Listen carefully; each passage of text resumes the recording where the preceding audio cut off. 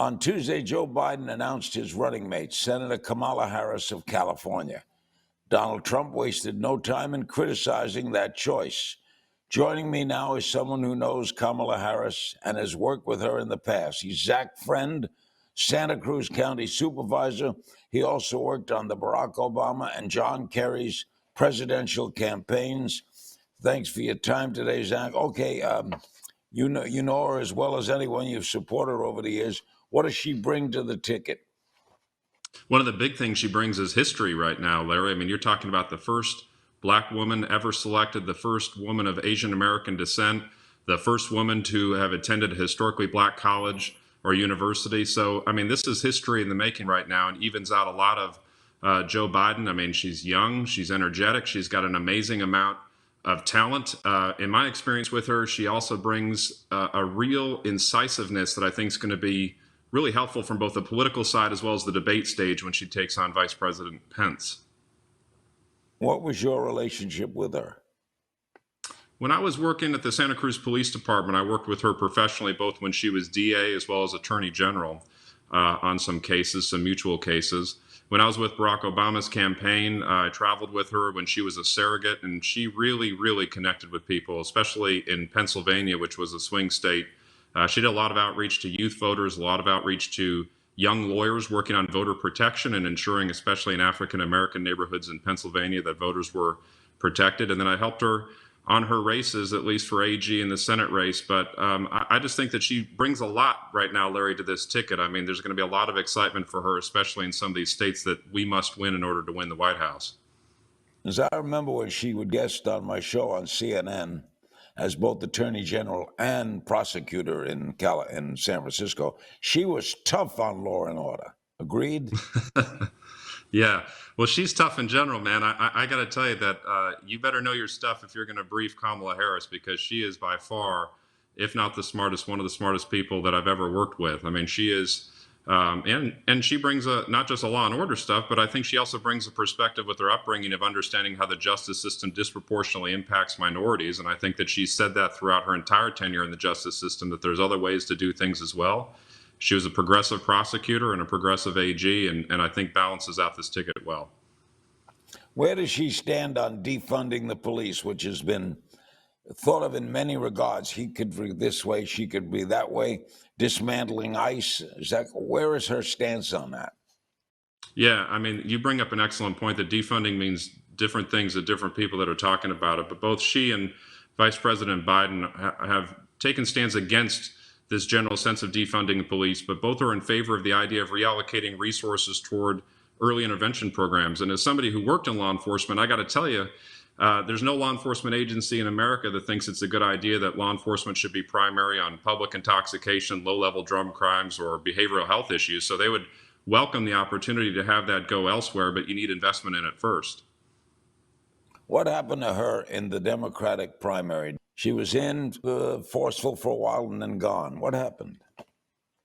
Yeah, I actually think that this is a case of we need to let Kamala be Kamala, because when people get to see who she really is, and the campaign's rolling her out pretty well right now, she's going to succeed. Presidential campaigns are hard, Larry, as you know. Very, very talented people don't make it up to the top. There's a lot of external factors and a lot of issues you can't really figure out. And it seems like the Democratic electorate on the whole wanted to go back to somebody that they knew and trusted in a way that Vice President Biden brings to the table. But I think that I think her sense to get out when she did ended up being one of the wisest decisions on the entire campaign trail, because I think it helped her be selected as vice president. If she's the next vice president, who will Gavin Newsom appoint to the Senate? Oh, man, I have no idea. But I tell you what, people are already behind the scenes jockeying for that position right now, Larry. And we live in a state, you and I both in California here, where there's a remarkable amount of people that are talented enough to do it, both at a statewide level, a couple of Latino leaders. There are Karen Bass, for example. You know, there's a lot of people. But I tell you what, I imagine if she becomes vice president, I imagine Kamala Harris will at least have a conversation with the governor to help try and figure out who the best person is to represent the state. He can appoint himself, can't he? Yeah, he could appoint himself if he wanted to get away from being a governor in the middle of a pandemic right now. But I think that he wanted to be governor, and that is the role that he sought for an extended period of time. I think, as you well know, I think from the point he was mayor, he wanted to be governor. And so I think that he'll probably keep his current position. What are the conventions going to be like? They're not like conventions. Tell me, Trump said he may do his from the Gettysburg. Yeah, what a strange thing that is. Well, I mean, they're going to be virtual, and I think that in some respects that's the most responsible thing to do. It took a long time for the president to realize that. I mean, he was promising a full convention up until recently. I mean, basically because nobody was going, and the local electeds were telling him not to do it. But I think the virtual conventions are the safest, and a lot of it is just making sure that you can tell everyday people's stories, hear from some of the party leaders. I don't know that you have to do that physically, Larry, like we've done traditionally. You and I have both been to a lot of conventions. The pomp and circumstance is nice, but I think this year is a unique year, and I think it'll be okay that both sides happen to be on the virtual side.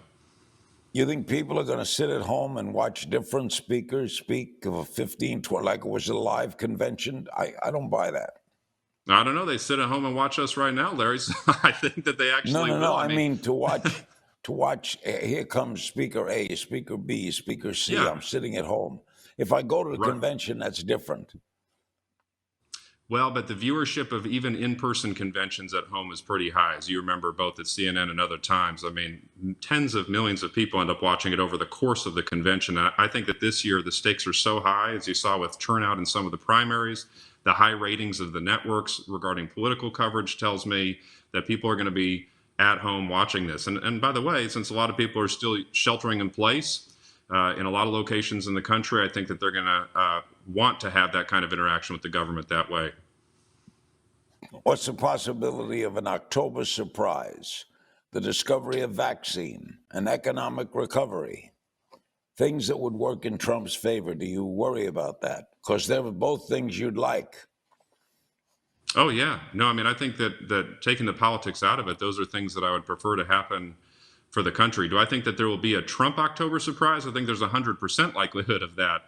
I think that he is the master of manipulation when it comes to media narrative, and I think that he will make sure that there's a way to try and steal the thunder. But at the end of the day, Larry, I mean, if you think about whether you're better off now than you were 4 years ago in a very basic sense, there's nothing you could do in October that would fundamentally change that.